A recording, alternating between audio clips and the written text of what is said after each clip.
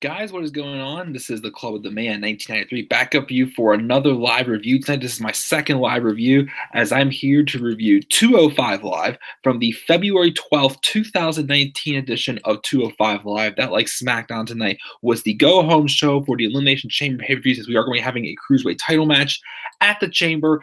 It was also took place in Toledo, Ohio.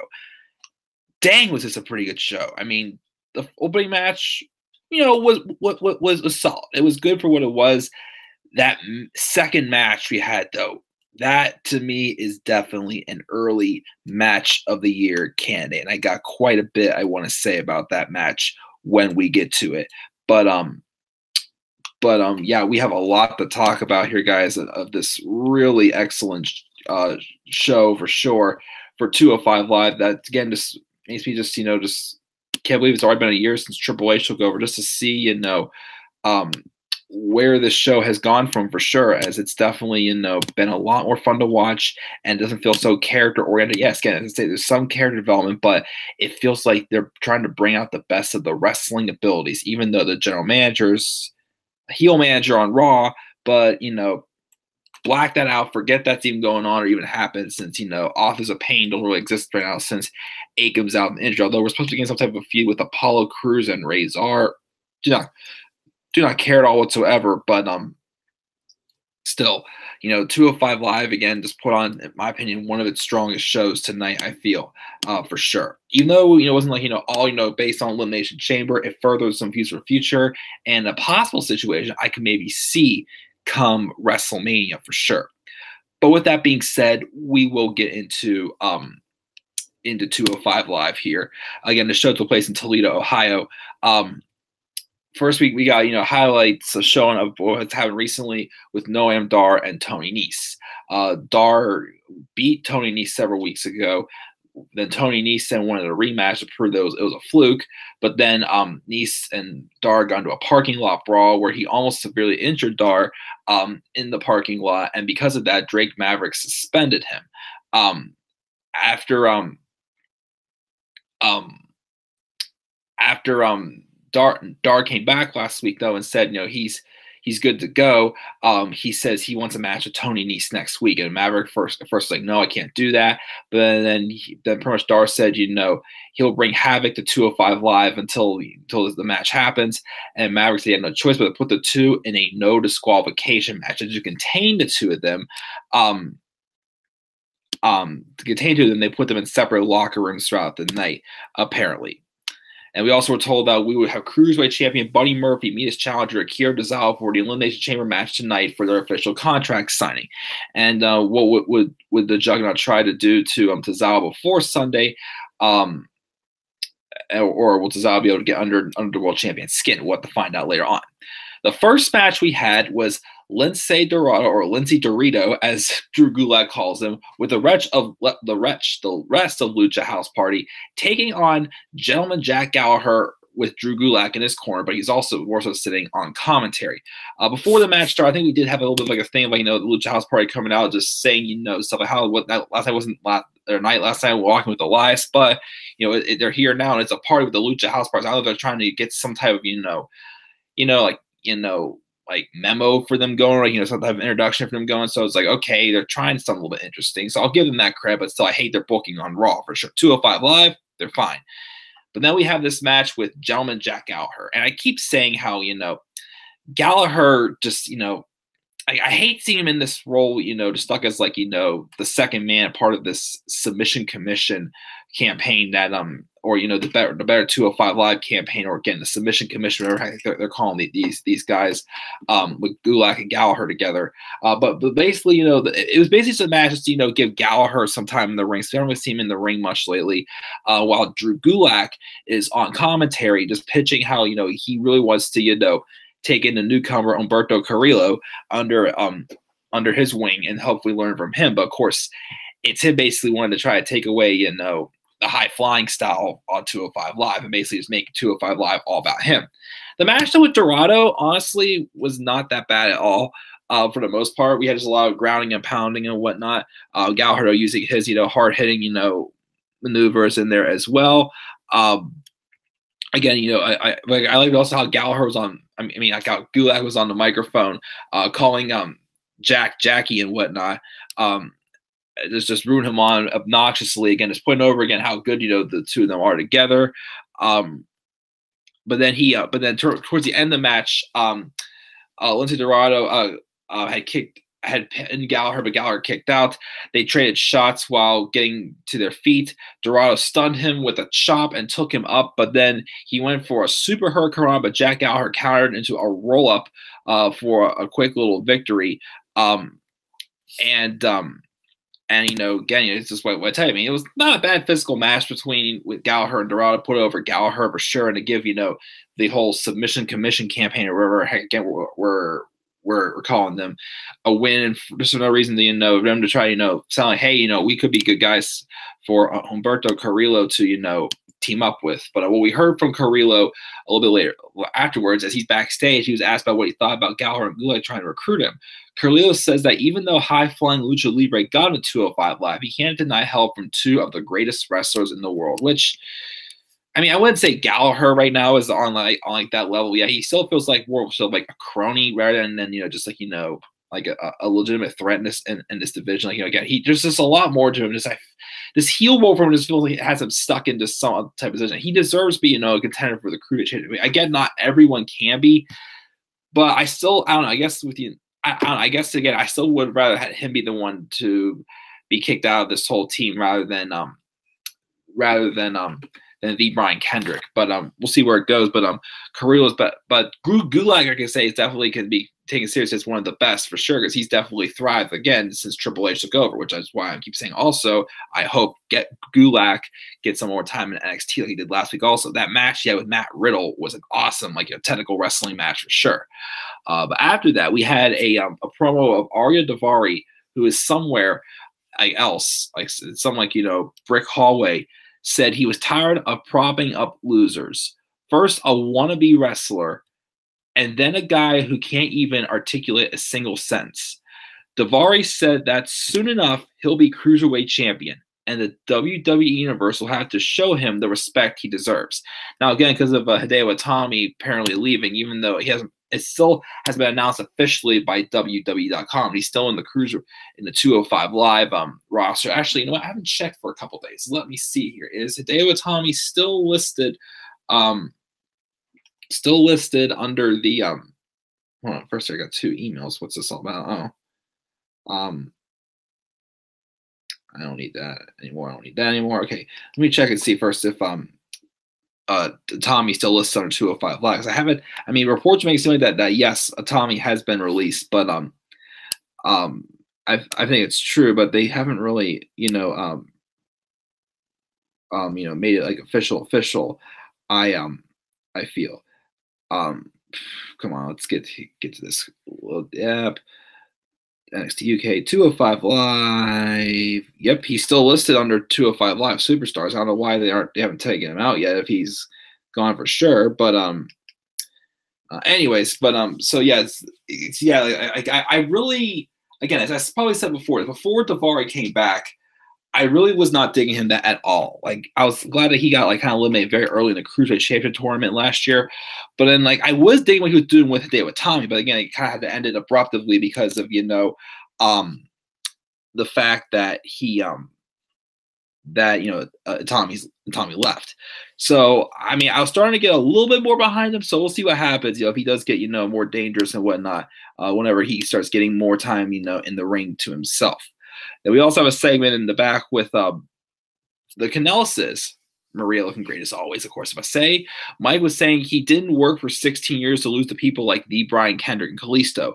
Maria said, though, it's not about the losses, but the process. She said every time he loses, they learn something, and every loss is a step closer to success. So I guess they're not leaving, but now they're making and losing actually means something. So I'm like, okay, let's see, where it goes. Because last week in the match with Brian Kendrick, I thought he had a really great performance, and it looked like he was going to win the match, but Kendrick won. But it kind of gave Canelo some momentum going forward finally.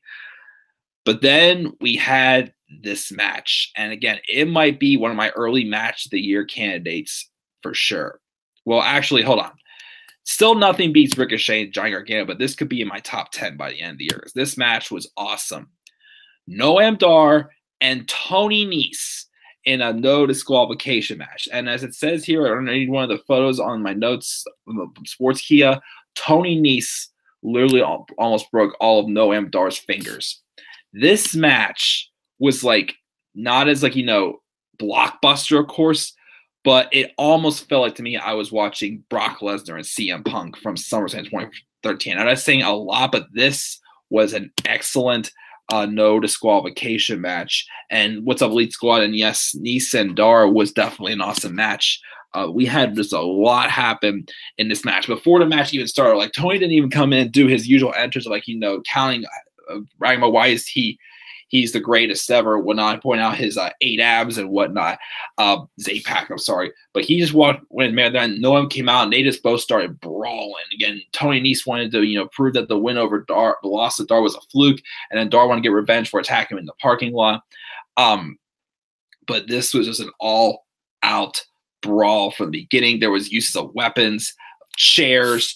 There was a part in the match, of course, where Tony Nese kind of hurt his leg, of course, and then Dars took advantage for the rest of the time, smashing it with the knee into the chair several times as well with chair shots and whatnot. He even tried putting, I think, his knee bar or ankle lock submission on him towards the end as well. But Tony Nese, and I remember last year I kept saying, I'm hoping, because one person I felt, even though Triple H is doing a great job with booking this show, like last year at this time we were starting, there's still one person for a while. I'm still like, it's like he deserves much better than this. I mean, right now I feel it's Jack Gallagher, but Tony Nese was the one that I'm like, okay, this guy, I see something special in this guy, and I felt like he had great matches against Cedric Alexander. He had a great match on an episode of NXT with Johnny Gargano as well. Like, I really feel ever since Buddy Murphy has won this Cruiserweight Championship, Tony has really taken off. Like, he's like getting up the ladder to Buddy Murphy's level for sure. There was just a lot of great spots. Again, this match was physical. These two literally beat the living hell out of each other in this match. My favorite spot, though, for sure, was two spots I really liked. There was a spot where Dar went to the apron for a dive, but Nese caught him with the rolling open palm strike. Dar tried to log in another armbar, but Nese then picked him up, hit a power bomb on him into the steel steps, and then Nese hit a second power bomb on Dar again into the announce table. It looked brutal. It looked like it almost killed Noam. It was just a hell of a spot right there. Dar did kick out of there. He almost rolled Nese up like he did last time to get the win when Nese was able to escape. Nese still went for his running Nese, but he crashed into the turnbuckle and Dar rolled away. Dar dove above Nese's ankle on the top rope and locked in the ankle lock. But then Nese was able to get towards the apron, and he grabbed the steel chair and he used it to break up the submission. He then used the chair to prop himself up, and as Dar came in for another strike, a chair shot to the knee sent Dar to the ground, and then Nese connected with a running Nese, crushing Dar's head between himself and the barricade, and it was just a deadly move right there.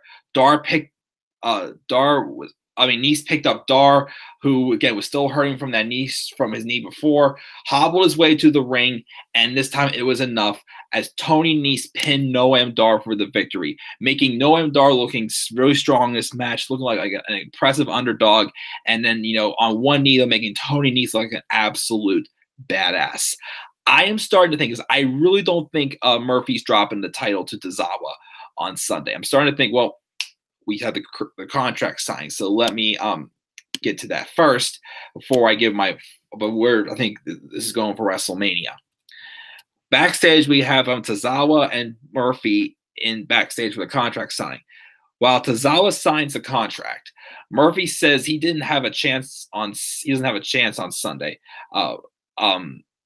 His competition isn't with Tozawa or 205 Live, which is true because honestly, Murphy, again, I'd say by the end of this year, Buddy Murphy should compete on Raw or SmackDown for sure. Unless they're going to screw him up, then go to AEW, Buddy Murphy, because the long way he has for sure come from being almost a nobody last year to being cruiserweight champ. Like literally, Buddy Murphy was at a point last year where he could have gotten a cruiserweight champ title shot whenever. They just gave him through some fresh, rotations around on 205 Live until that time finally came for him. That well-deserved moment when he won the cruiserweight championship at his hometown at Super Showdown in Melbourne, Australia, which was still like the only few things I will ever remember from that show for sure. But he's trying to get to WrestleMania and prove that he is the greatest cruiserweight of all time. But then they both signed a contract, and all Tozawa had to say was the king of the cruiserweights thought he was unstoppable too, which is referring to Neville, which I'm surprised he would do that since Neville left and went to AEW.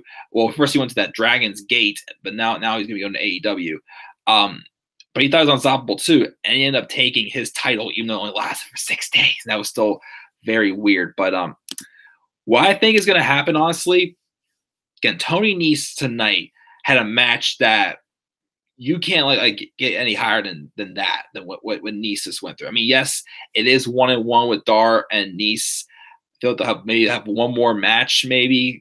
Since the score's even at 1, maybe they'll have a rubber match. Who knows? If they have a rubber match with Nese and Dar, who knows what they're going to have this time? Like, how can they top off that no DQ match? Like Extreme Rules, Falls Count Anywhere, No Holds Barred. I don't know. I don't know if the third match can be topped off by what they did tonight.